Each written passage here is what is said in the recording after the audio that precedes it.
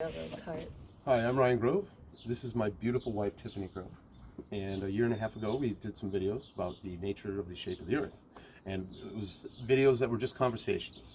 I was supporting evidence that suggested the Earth was not a globe, that it was actually flat, and she took up the contrary point of view.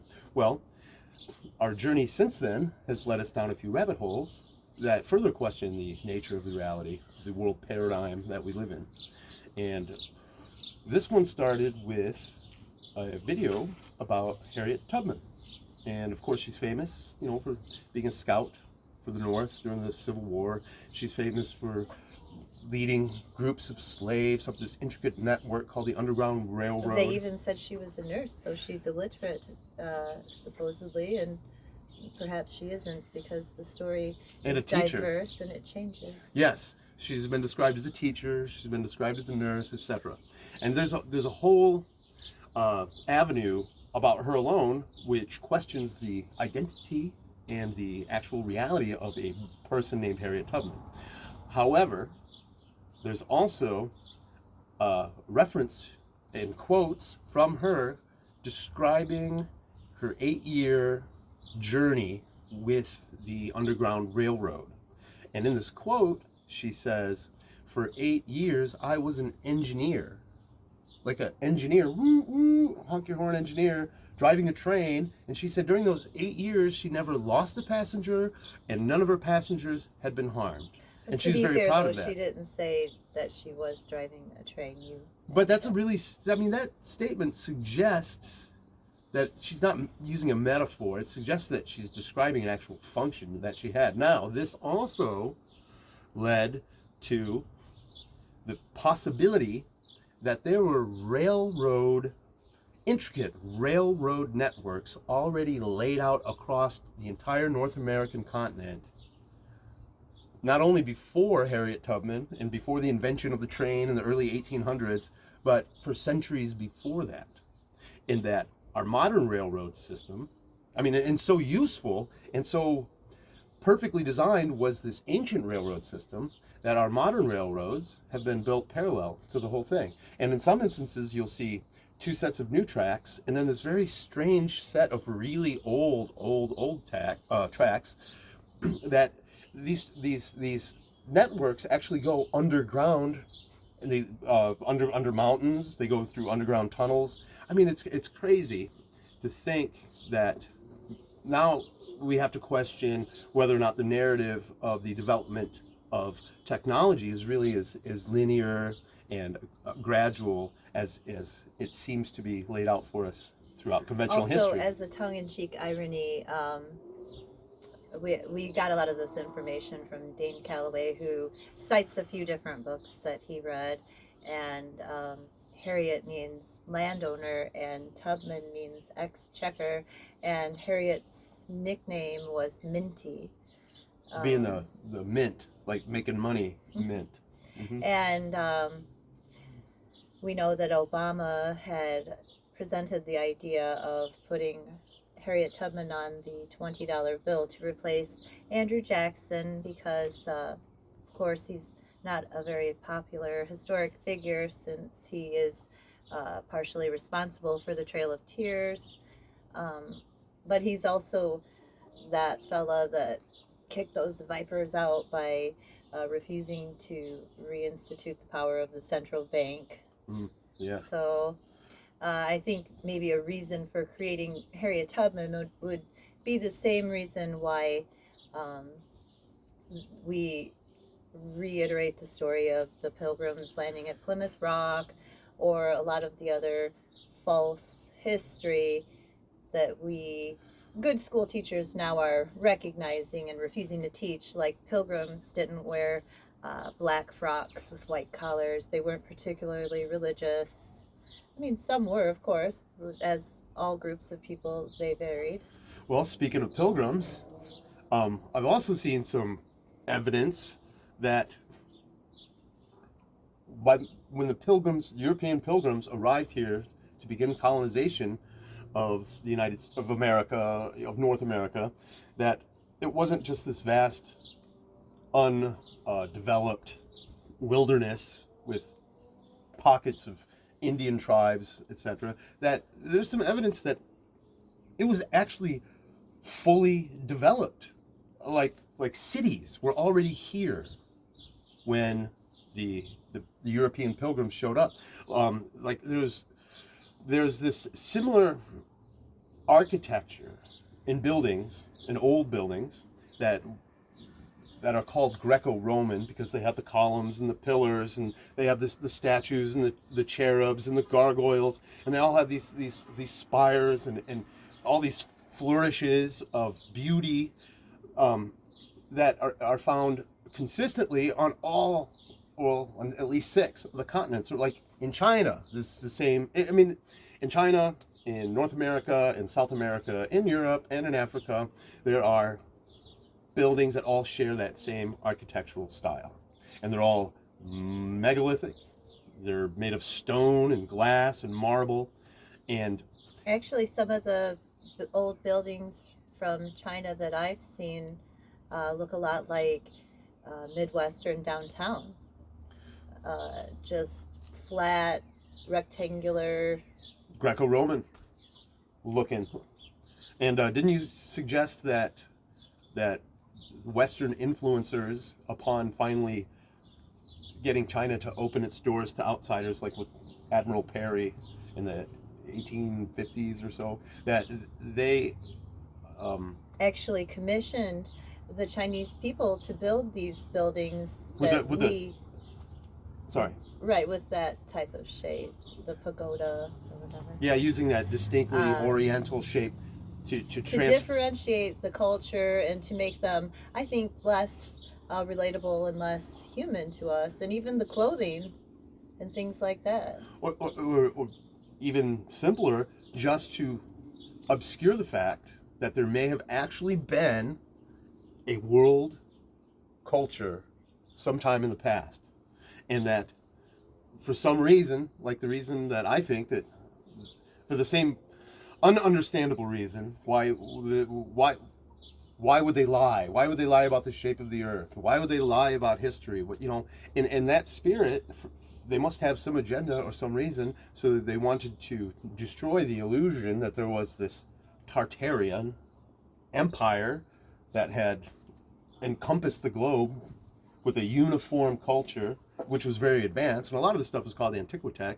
because there's a lot of technology, not just the railroads, but like electricity and other technologies, that there's evidence of that having already been utilized en masse by the globe at some previous time in history.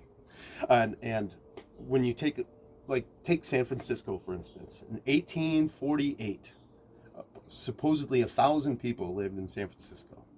And by 1878, some photographer took a panoramic view of photographs of San Francisco, and it's this just immense, elaborately, beautifully laid out, fully developed city.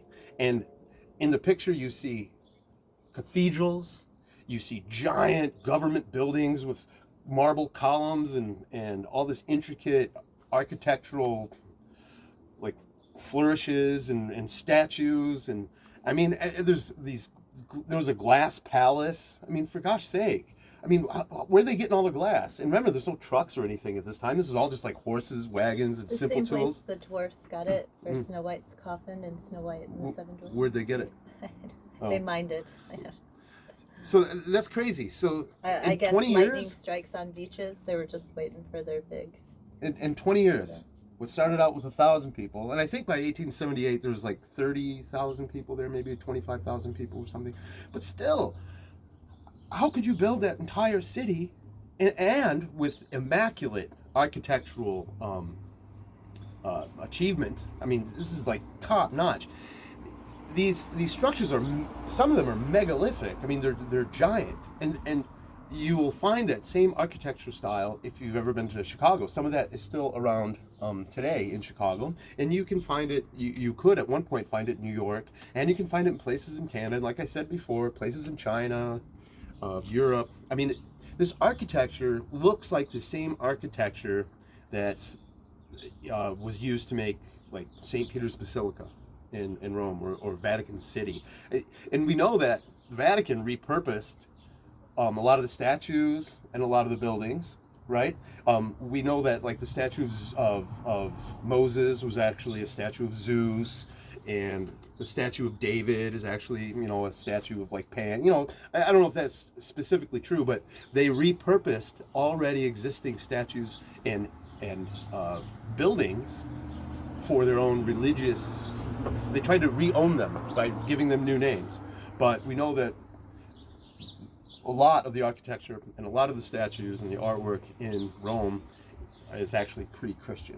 And so if we take that, I'm almost done. If we take that concept and we apply it to countries, like you said in China, like trying to change the tops of the buildings to make it look more what we would think of now as like Oriental or something like Oriental. that. Yeah, to create the illusion of these diverse cultures popping up independently. Independent. That's the key word there. We're supposed to believe that these are independent places that are springing up in isolation. But we all know, like, if you look at when are the dark periods, even before Christ, it's when all trade routes collapse. So as long as you have trade routes, you're going to have kind of a universally You're going to have informed shared populace across the shared planet. culture. Yeah, regardless shared- of the time period, regardless of the technology, etc. Well, what if I proposed that in, like, once again, in San Francisco, for instance, that someone suggested that the gold rush was actually the discovery in 1848, 7, somewhere in there, of this city, San Francisco, and that it was still full of relics, like dishes and jewelry and statues, and it was as if the whole population died all at once, and everything was left behind, and that the real gold rush was people coming in and looting and looting and looting, because there's all of this treasure just right there in San Francisco already.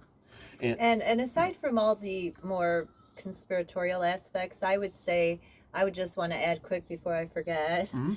that why would they do this? Well, for the same reason why historians or newscasters today say that Palestine was basically an uninhabited territory, and so of course it's open to European Jews, when we all know that Palestine was fully populated, and the type of diverse struggles that the government would have you believe existed in that region really didn't exist Until at the time. Europe got involved. Well, and it might have existed previously as well. I mean, there's arguments to be made for that, but at that point in history, there really wasn't that kind of a racial divide. And you see it today in classrooms that they want to push this newer version of history to be more inclusive. And so they're really stoking the racial divide and trying to remind some of our population that we were undesirables at some point, lest they forget. So it's just a big elaborate spinning of And the same reason that narrative. we said that the United States was or North America was sparsely populated. It really fits well into history, so that you don't have to explain how you destroyed an entire indigenous population. And then again, my last point would be, let's also question what the word indigenous means, because if we're to believe the out of Africa theory or springing out of Mesopotamian Valley, we all are commonly sourced, and so There's no such thing as indigenous then, because right. But we've all been migrating over the entire history. And if for some reason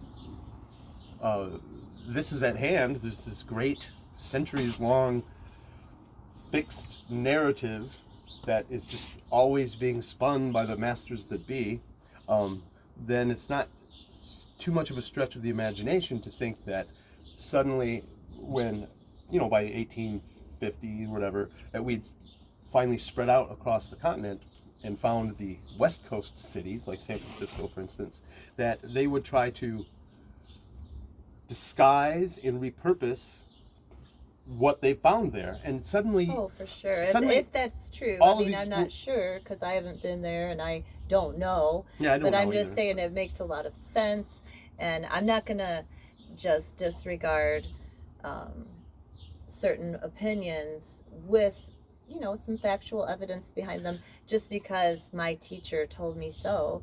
Because I know that You're going to be a every critical thinker. institution, right, and every institution has a certain set of propagandic paradigms that they are trying to instill in a population. Sure, absolutely.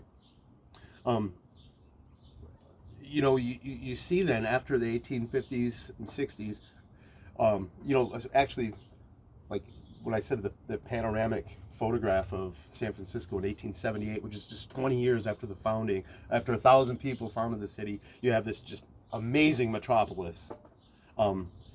That suddenly this idea of world expos and world fairs starts popping up across Western Europe and North America. You had these world fairs in Canada, you had them in Chicago, you had them in New York, and of course you had them in San Francisco.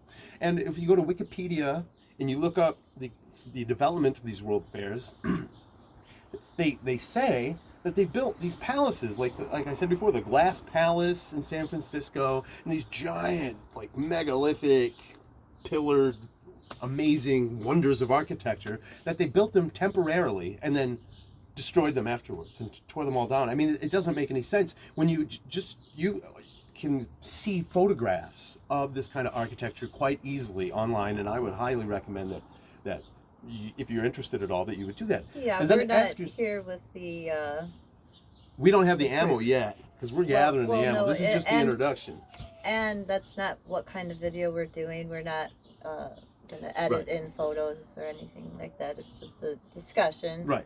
And so, definitely, you should look into it for yourself. Isn't it funny that after the World's Fair in London, that its awesome buildings burned down, and then in Chicago, after the Chicago World's Fair, there's the Chicago fire, and it destroys all this antiquitech, and then same thing in San Francisco.